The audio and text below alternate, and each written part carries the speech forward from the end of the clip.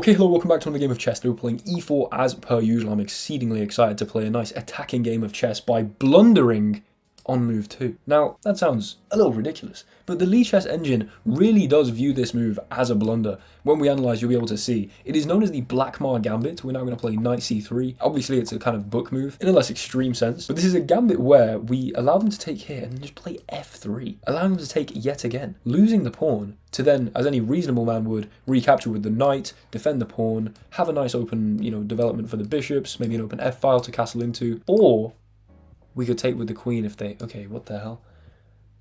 They play e3? I like taking with the queen there, hanging this pawn and then playing bishop e3. It's called the rider gambit. But of course we're just going to grab this. I don't really understand why they've done that. They've counter-gambited the pawn. I guess they didn't want the smoke, basically. I'm going to play bishop c4. Does seem to be tempo for like b5. And I might think about castling queenside because f3 is already there to maybe start a nice attack with g4, h4 to their kingside where they're likely to castle because they've played c6. So all of that information tells me probably bishop c4, allowing them to maybe get some tempo with b5 to then eventually play b4 and expand towards where I'm hoping to get my king castled. Might not be so ideal. Instead, bishop d3, a little more reserved, although equally as active, especially if they do castle kingside. I also think with bishop on c4, like they could very easily play e6 at some point. So I do really like this move. We also prevent them playing bishop f5 very easily, which maybe they'd want to do before playing a move like e6. Immediate expansion. This may change my mind about castling queenside. Golly. Right, let's just develop a knight. I'm just interested to see what they do here.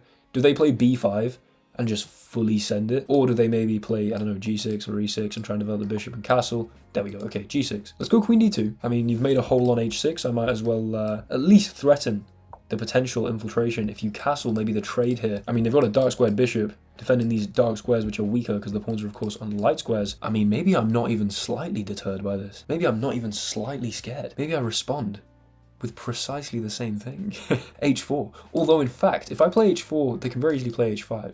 Maybe I put the bishop on h6, such that they can't push this pawn, and then expand with h4. Or we castle first before doing any of this, waiting for them to castle, to really commit to this side, and then we can go bishop h6. I do kind of like this Mexican standoff, though, of me not castling. Right, let's play bishop h6. I like it. I think it's, I think we're going to have a nice attack here with g4, h4, h5, potentially. I think most likely they're just going to castle now to defend the bishop. They could take, and then after queen takes, I guess not castle this way. But the damage, the irreparable damage you've done to the queen side does seem to mean that, yeah, that safe haven is going to be over on the king side. Now, as I said, a move order thing here. We do want to trade the bishops at some point, but if I trade now, then play h4, they can play h5. If I just play h4 straight away, just before I play h4 and raid the king side with my barrage of pawns, there's a whole different type of raid that needs our attention. Do you love characters from Asgardian mythology? Loki, Thor, Freya, Odin? You do? Have you ever wished that you could play a game in which you can recruit these legends of Norse tradition to battle for you? You have? Well, today is your lucky day, as this video is sponsored by Raid Shadow Legends, who are running one of their biggest events to date, the Asgard Divide. The event is live now and runs until November 22nd, with players able to unlock Loki the Deceiver simply by logging into Raid for 7 days between now and October 23rd. As part of the Asgard Divide, players can also enter the Event Dungeon, a time-limited dungeon that sees you facing off against enemies and a boss, the first of which is the mighty Odin himself. Much like chess, this is a turn-based strategy game, and although nothing will ever compare to the timeless elegance of the 64 squares, I do have to admit that Raid has far superior graphics. It's also cross-platform, so you can play literally anywhere, whether you're waiting in a queue or on a train to your next chess tournament. If this has thus far piqued your interest, then click my link in the description or scan my QR code on screen to get special bonuses available only through my link or my QR code. These bonuses include a huge starter pack with Lightsworn, a very strong epic champion from the Sacred Order, and you'll get another starter pack after reaching level 15, containing Juliana, an epic champion and a boss killer. Thanks again to Raid Shadow Legends for sponsoring this video. Let's get back to that kingside attack. It is about to get brutal. Hell yeah, let's do it. I'm not even castled yet. Now, that is a little risky, it's a little bit irresponsible maybe. Risky behavior for sure, but I don't see any imminent threat. I mean, I think you invested a little too much tempo here in, these pawn moves without actually developing the pieces here. We've got an entirely untouched queen-sided pieces. Also, if we look at the gambit we played, you could make the argument that they have wasted a move in taking the pawn and then wasted a move in pushing the pawn. Recapturing, we were always going to develop this bishop anyway. So 2 moves invested with 1-2 like this. I mean, I just think e3 made very little sense. The whole counter gambit of the pawn. We definitely just had a bunch of tempo there.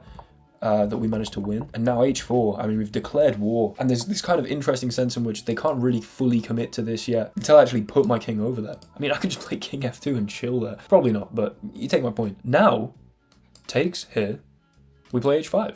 No? You can't play h5 yourself? I'm threatening to take and go queen h6. And then you're just going to be mated at some point. So takes here, h5, maybe rook h8, such that after I take, you take this way. The rook defends h6. Okay, but also takes here, h5, rook h8. We maybe just play h6, force the king back, then the rook's kind of locked away. I think taking this, nevertheless, seems to be a very good idea. And then playing h5, biting on this hook here. If they don't play rook h8, I mean, taking and going here is an absolutely massive threat. I don't really see how else you remedy that. You have kind of run away from the defense of these important squares with this knight. You could return to here, but then I take, and then I guess you take like this and we go check. The king moves, we can't take that straight away, but it does seem like we could swing a knight over quite easily, for instance. Or maybe just play like a bishop g6 sacrifice. I mean, we're doing the attacking here though. This was a very loose right hand thrown from an unstable base to make a boxing analogy, I guess. What the hell is this? Nah, hold on. I just take. There's queen h6. What are you doing? You're getting attacked is what's happening. You're just abandoning your king. This little 3x3 square. There are no... Hold on. Hold the flipping phone. Queen h6. You can't go back here because it's mate. You have to now come to f6. Hold on. Hold on. I can play check. I don't want you running away though. You might actually be able to find solace over here. There must be a mate here though. Check. Here is basically forced. You don't want to go to f5. Check. Here is kind of forced. Hold on. This is going to be some brute calculation now. Check here. King here. I don't want to let you run this way. So I'm kind of tempted by this check. But then if you put the king here, I might be being a bit rash. Check here. The king is in such a bad position. I just don't want to let him slink away. What if I then played queen h2 just to be controlling this diagonal here? Right, I'm going to start with this check. To a certain extent, you got to trust the process here and not just sink a million hours of time into calculating something when, for all intents and purposes, this cannot be a bad move. Maybe we lose some freakish mate that we could have had. But I'm thinking queen here.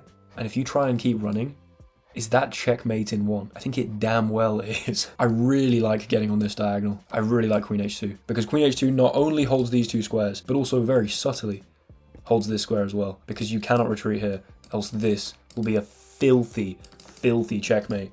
Now, I half think my opponent might try to. But if this was the best move, then this is a really mature move from me. We also threatened this, by the way. Hold on. If I take and you take, nah, I kind of hate that. We don't want to trade queens, obviously. I go check though, you have to go here. Where's my extremely exciting checkmate? Here, check. I do think you just slink back. Yeah, check, you get to go back here. That sucks, we're not trading the queens. Right, let's start with this check. You have to play king f6. Then it seems to me, now that we hold these squares, that queen h4 is a very reasonable try indeed. Because if you play g5, that is checkmate in one. Queen h4. You can't play g5, you now have to go back to g7 with the king. We have a draw here. Obviously, we're not fighting for a draw, but we do in fact have a draw. They play king here, queen h6, they go king back here. Do I then just do this and try and give this as a checkmate? I also, because the rook can't come across, again, the lack of development here is just appalling. We could play knight here. You can't play like an f6 because you walk into mate. Queen h6 here, knight here. I just want to...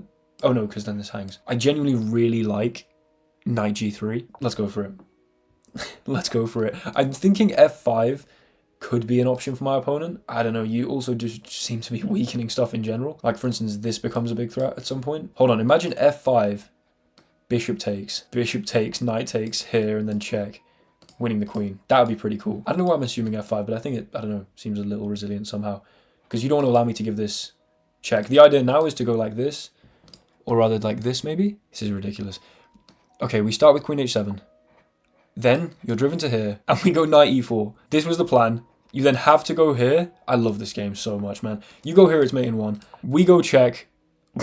Of course.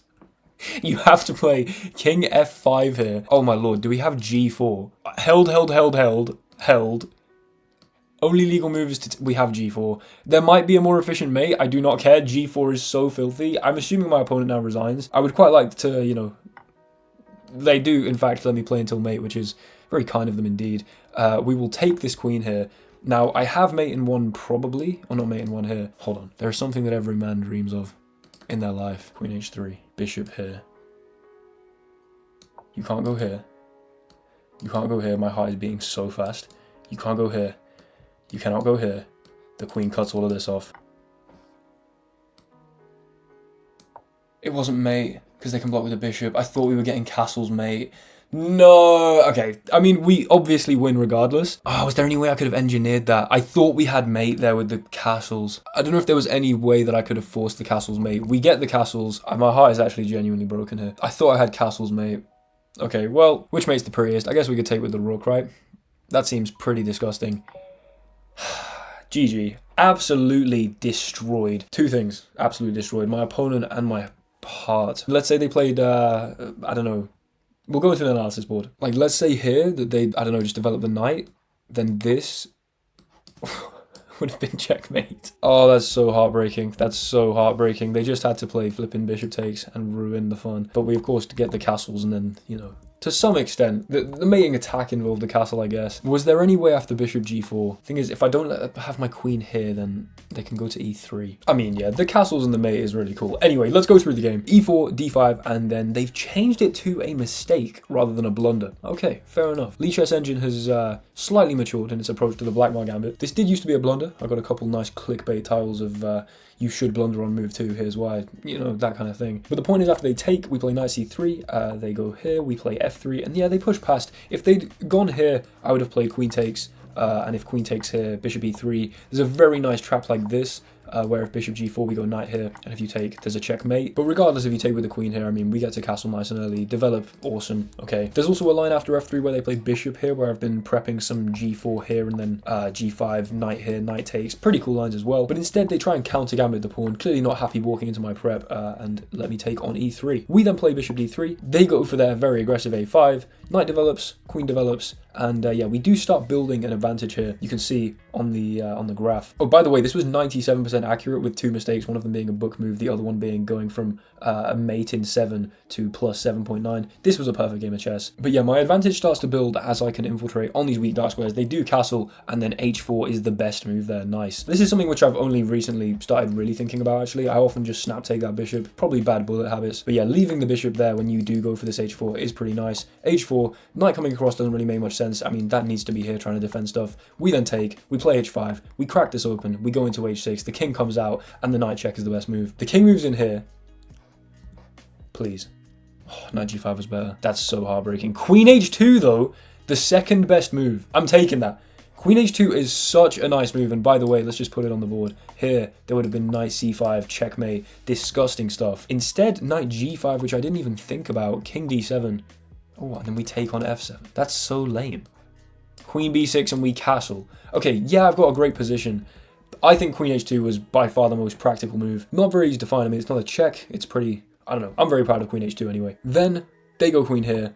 I go for my check, best move. They move across. I go queen h4, best move. Then I play knight g3 when I should have come back. Oh, that makes so much sense. I just come into here and I'm holding f6. And it's like, what are you doing about this, mate? Or this, and then pushing me back, and then this. I mean, legitimately, all you can do is like throw pieces in the way. Until eventually you just are left to concede that you're getting mated there. Anyway. This is not a mistake by any means. Knight g3 is a really nice move. I had the right idea that I wanted the knight to control this. I just kind of thought that if the king comes back out, I want this knight staying there to guard e6. However, we then give the check. We then give another check. We then play g4. There was a mate in 2 here. Oh, I remember saying I did not care for the most accurate mate because, I mean, if I can play g4 here, I'm going to. Yeah, the accurate mate would have been like taking here, or even queen h3. Sorry, you just have to block and then there's mate there. Or wait, here? Here? Oh no. Oh no. There was a possible castles with mate. I should have seen that coming. Oh man, that sucks. Okay, I mean, I said I should have seen that coming. There was actually no way I was ever going to see that coming. We take here. They bring the king down. Queen h3 is in fact the best move. And then unfortunately, they take with the bishop so that after I castle, the bishop can block. And then the mate is delivered. However, nevertheless, a filthy, I'll say filthy one more time, checkmate. On f4, a bullied king here, dragged from amidst its pawns after bishop takes here. I mean, the dark squares were always going to be weak. Opponent didn't put up the most accurate fight, of course, but just bringing that king out, playing around. Queen h2 was lovely, and then, yeah, super disgusting stuff. What an attacking game of chess. Thank you so much for watching. Hopefully you guys enjoyed. Please don't bully me in the comments too much for not realizing they could block with the bishop on f3. Also, thank you so much to Raid Shadow Legends for sponsoring this video. If I managed to pique your interest, then check out the link in the description. But yeah, thank you so much for watching, and I'll see you guys in the next one. Goodbye.